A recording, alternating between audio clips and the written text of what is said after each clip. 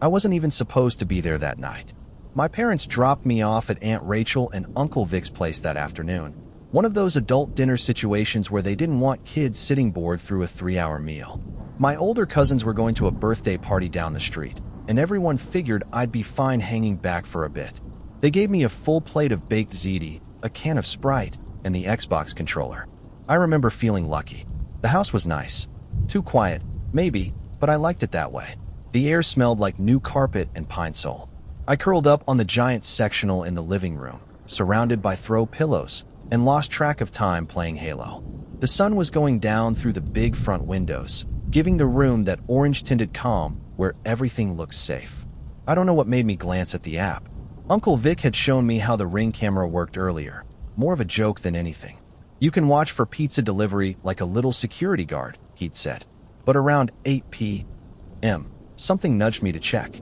Just a flicker in the corner of my eye. The footage showed a man, not someone I knew, not walking up to the door like a neighbor would. He was tall, maybe in his 30s or 40s, wearing a black hoodie with the hood down, a gray baseball cap, and cargo pants. He wasn't carrying anything. He didn't knock.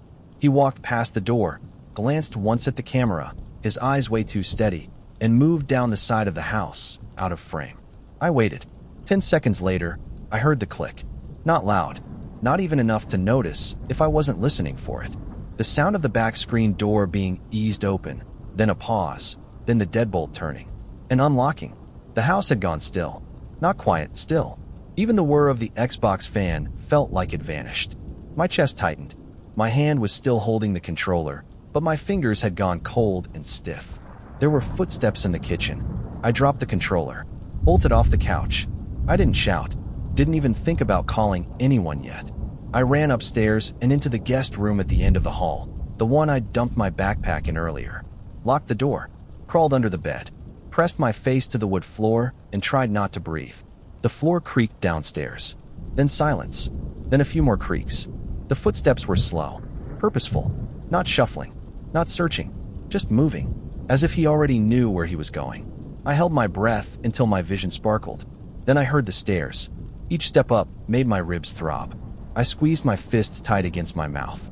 The guest room door didn't face the stairs, but I could hear the difference in distance. The man had reached the top.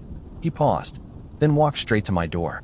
The knob jiggled once, twice, then a knock. Tap, tap, tap. He didn't say anything for a long time, just waited. I tried calling 911 then, but I was shaking so badly I couldn't unlock the phone. I kept pressing numbers wrong. Then he spoke. "I know you're under the bed," he said. I froze. His voice was low, not angry, almost soft, like he was talking to a child at bedtime. He said my name, my full name. Then, "You always liked Sprite, didn't you? I saw you drinking it on the porch 2 days ago." I couldn't move, couldn't think. I remember wanting to scream, but not trusting my own lungs to make sound. My hands were going numb. He jiggled the knob again. "I just want to talk," he said. "Come out. I'll be nice." I heard the distinct sound of his knees hitting the floor, then a shuffling sound. He was getting low, trying to look under the bed skirt. That's when the window in the hallway exploded. Glass shattered. A deep voice shouted something. I couldn't hear what, but it was angry and fast. The man cursed, loud this time, then thundered back down the stairs. I stayed frozen for at least another minute before I crawled out, shaking. The neighbor, his name was Mr. Bardo, from across the street, was standing in the hallway holding a metal baseball bat. His arm was bleeding from the glass. He'd seen someone circling the house and ran over when he saw the guy try the side gate. Found the door ajar and came in swinging. The man was already gone. Cops came, searched the neighborhood. Nothing, but the guy had left something behind. A black JanSport backpack sitting just inside the kitchen. Inside were 2 bundles of zip ties, a roll of gray duct tape, a folded-up hunting knife, and a cheap disposable phone with no contacts. And a photo. It was of me, blurry but unmistakable, taken from across the street. I was in the backyard, tossing a football into the air, wearing the same hoodie I had on tonight. The photo had a date scribbled on the back, 2 days ago. Uncle Vic went pale when he saw it. The man turned out to be a former contractor who worked on their garage remodel the year before. He'd been fired after cussing out a delivery driver and never returned his key. The family didn't even think about changing the locks. He must have copied it. Must have watched the house. Waited for a night when the patterns felt thin. They changed everything after that. But I still can't sleep when I visit. No matter how many lights are on, no matter how many locks are on the door. Sometimes I wake up in a cold sweat thinking I hear that voice again, just beyond the door. I know you're under the bed.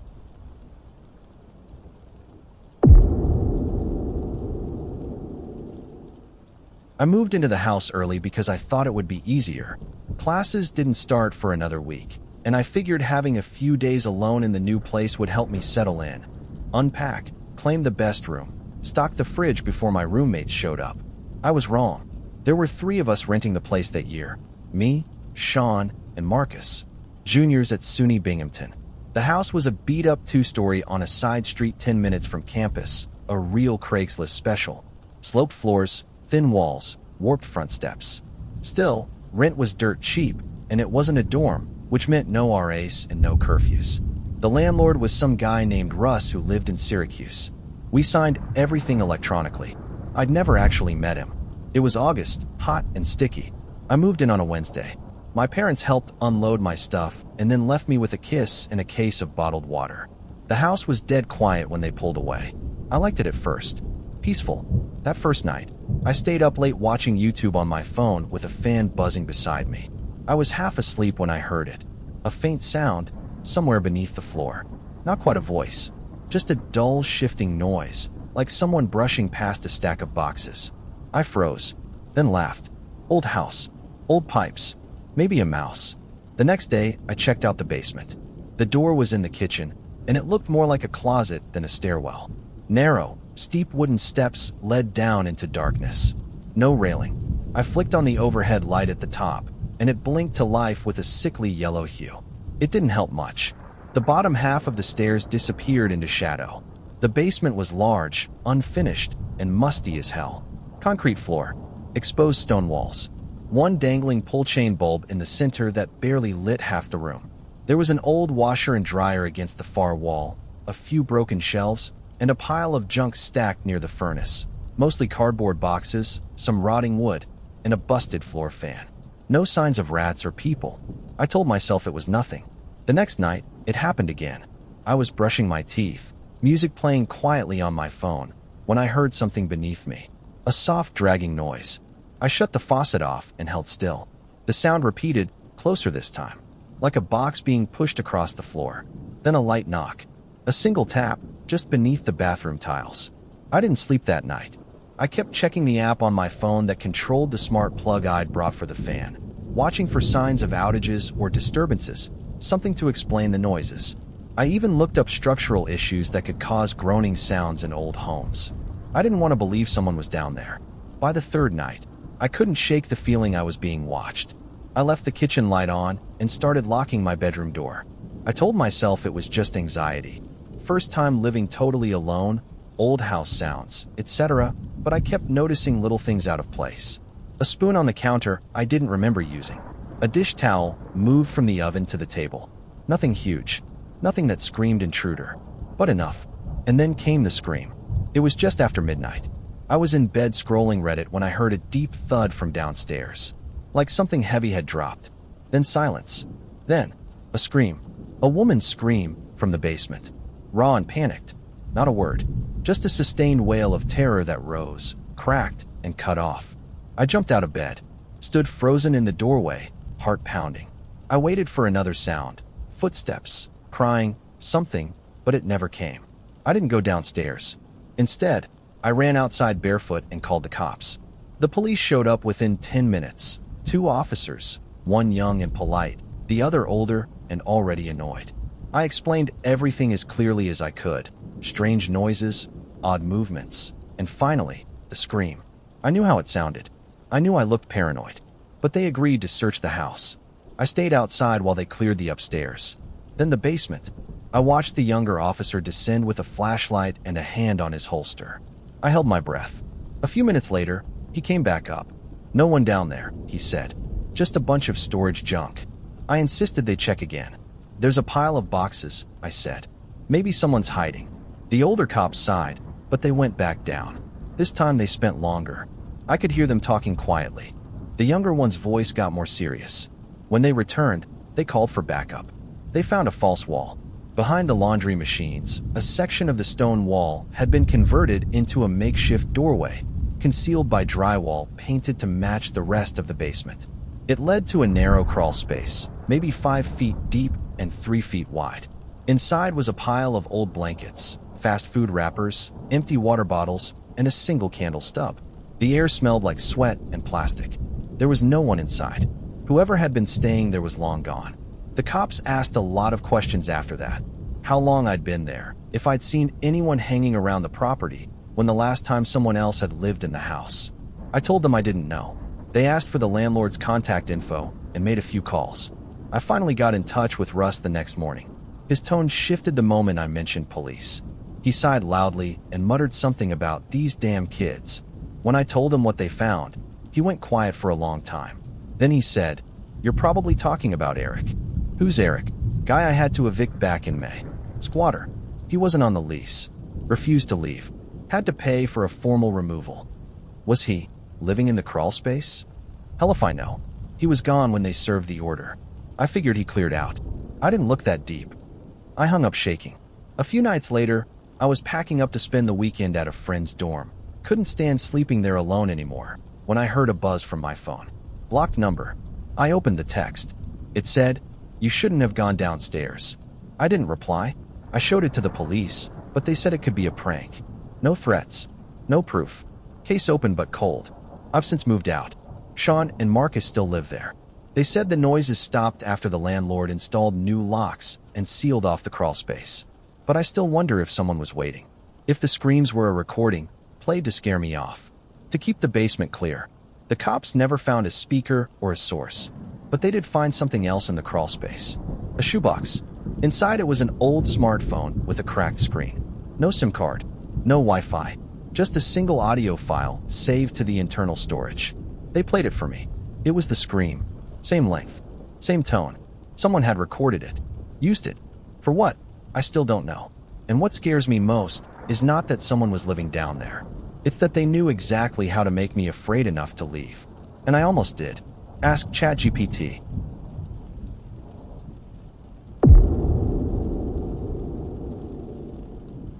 My parents trusted me.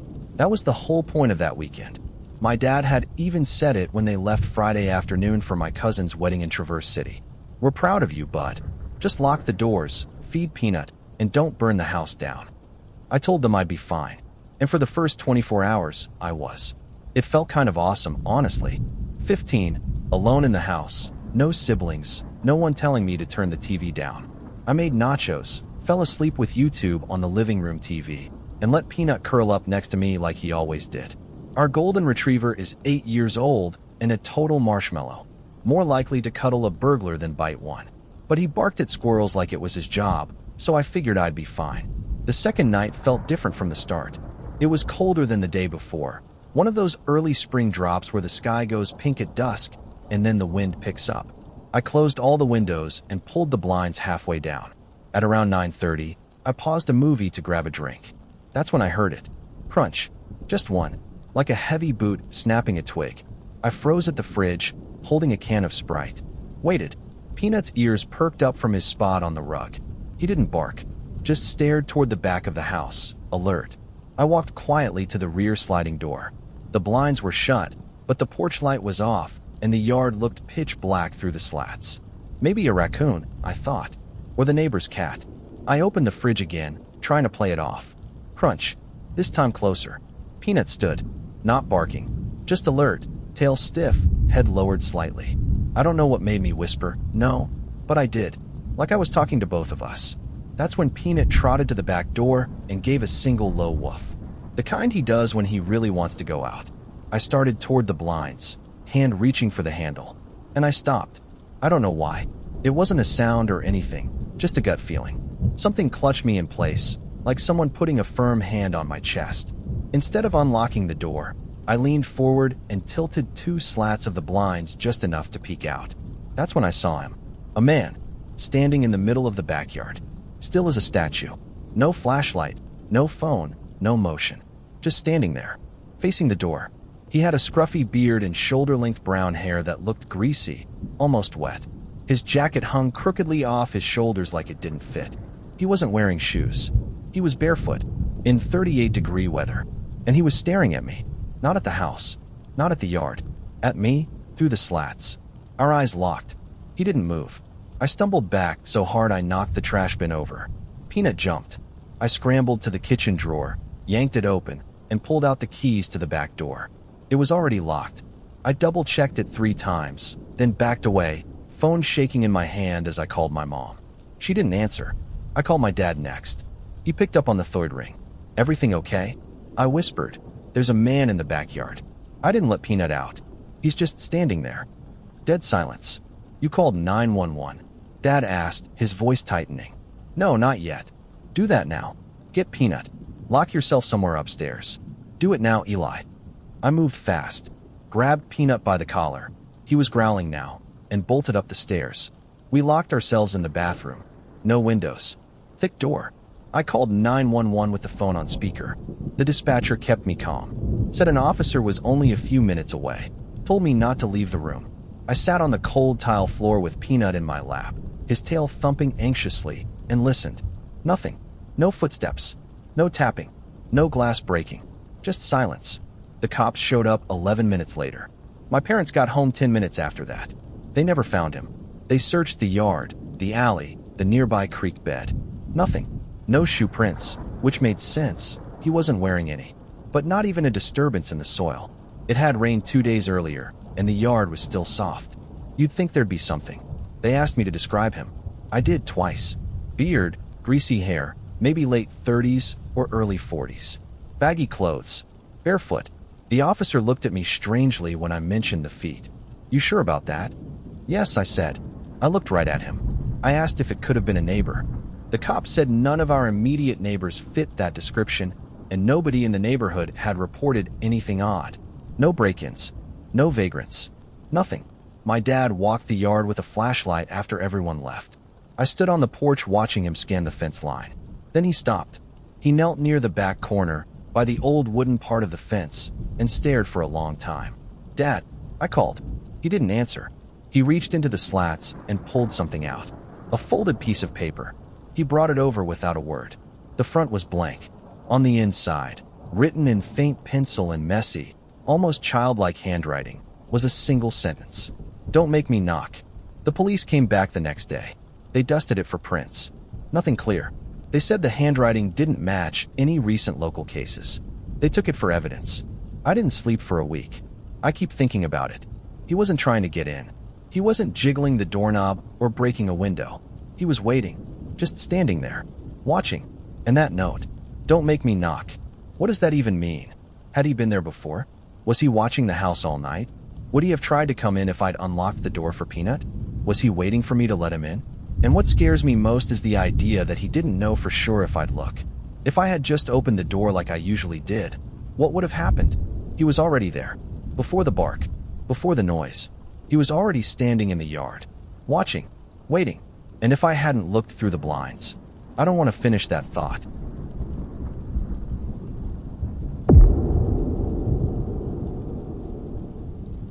I used to sleep through anything.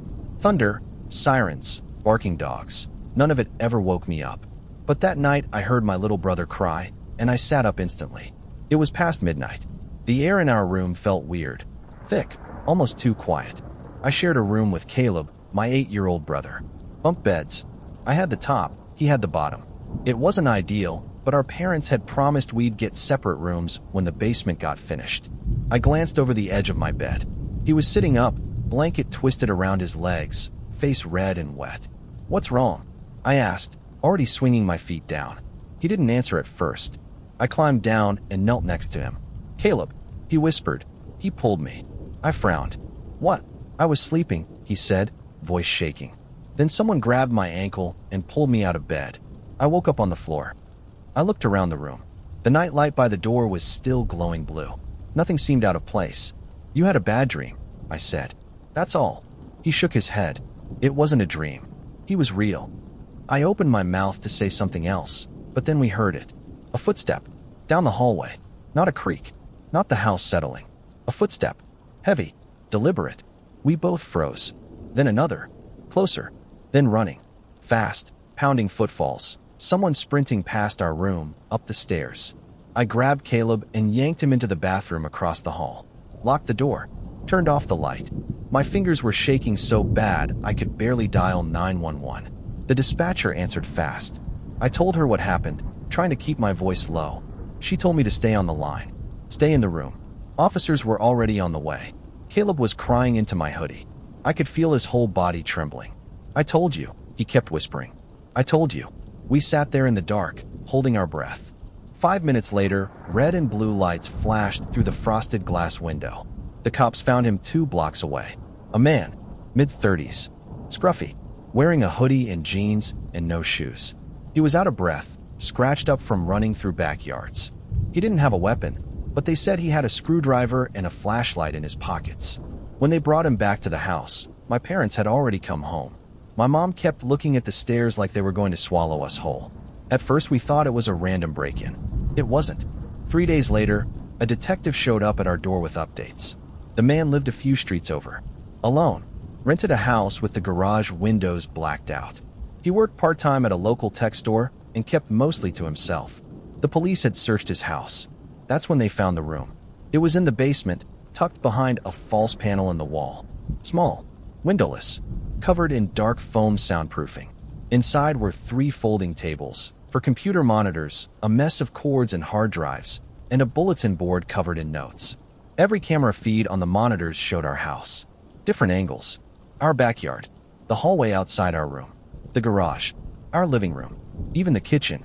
And 2 separate angles of our shared bedroom.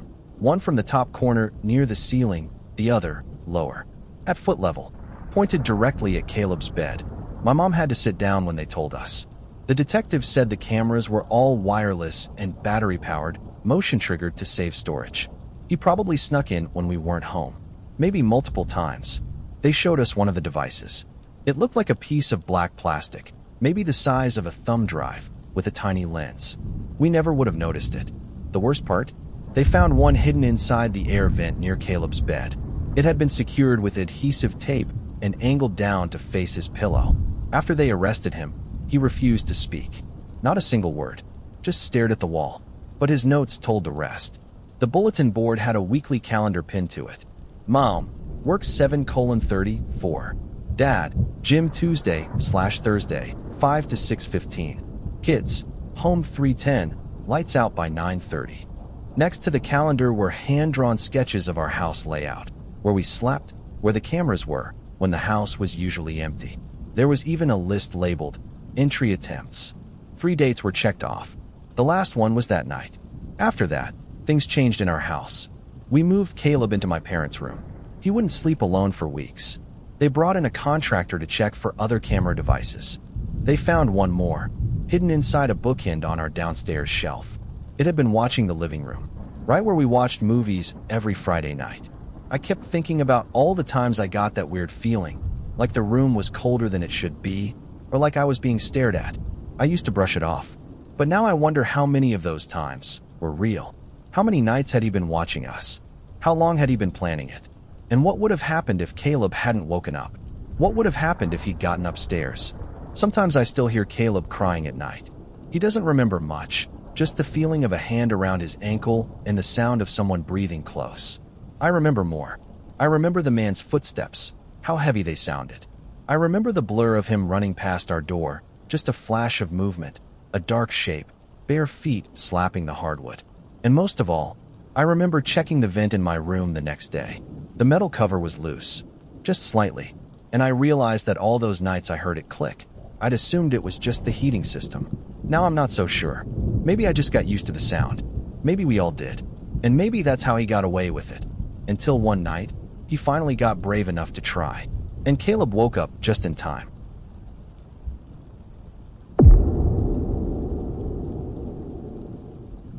I didn't feel like going to the Christmas Eve party. That's what started it. My parents and my little sister were headed to my aunt's place 2 towns over. Big extended family, tons of cousins, food, laughter. Normally I'd be into it. But I had finals that had just ended, my sleep was wrecked, and the thought of putting on a sweater and smiling through 3 hours of how's school going just sounded exhausting. So I stayed home. My parents were fine with it. "We'll be back by 2 a.m., my mom said. "Don't forget to lock the back door." That night, I microwaved some pizza rolls, put on Netflix, and crashed on the couch with a blanket and my phone. The house was quiet, cozy, cold outside, but the kind of cold that made the living room feel warmer. At 12:45 a.m., I shut off the TV and started up the stairs to my room. By 1 a.m., I was half asleep, scrolling TikTok in bed. At 2:04 a.m., someone pounded on the front door. 3 hard, fast hits. Not a knock, not a ring, a fist. Boom, boom, boom. I sat straight up. I didn't move, just listened. It was dead quiet after the pounding stopped. No talking, no footsteps. I got out of bed slowly, crept over to the window, and tilted one blind with my finger. There was a car idling across the street. Black, windows up, headlights off. 2 people in the front seats. I couldn't see their faces clearly, but the driver had a shaved head and a heavy jacket. The passenger kept shifting, like he was leaning over to look at the house. No one was at the front door anymore. I backed away from the window. Then I went into the upstairs bathroom, locked the door, and stood with my ear to it. At 2:09 a.m., I heard it. Glass shattering. From the back of the house. A sharp crack, then the sound of a door creaking open. I held my breath. Something moved below me. A floorboard. A soft thump. They were inside. I had left my phone charging upstairs in my bedroom. The charger was plugged in next to my desk, just a few feet from the dresser. I unlocked the bathroom door and crept out, walking on the sides of my feet to stay silent. The hallway was dark, lit only by the blue night light near the stairs. I made it to my room in maybe 10 seconds. I grabbed the phone. Screen on. No missed calls. I opened the keypad, and then I saw it. 2 boots, just barely sticking out from under my dresser. Muddy, one tipped slightly to the side. And they weren't mine. I froze. They were pointed out, like someone had slid underneath the dresser and was lying flat. I didn't breathe, didn't move, didn't blink. Someone was already in the house, already in my room, and they were under the dresser, waiting, watching. I felt my stomach drop into my knees. I turned, calmly, somehow, and walked back out of the room. Not too fast, not too slow, just normal, like I was going to get something from the bathroom. Once I hit the stairs, I sprinted.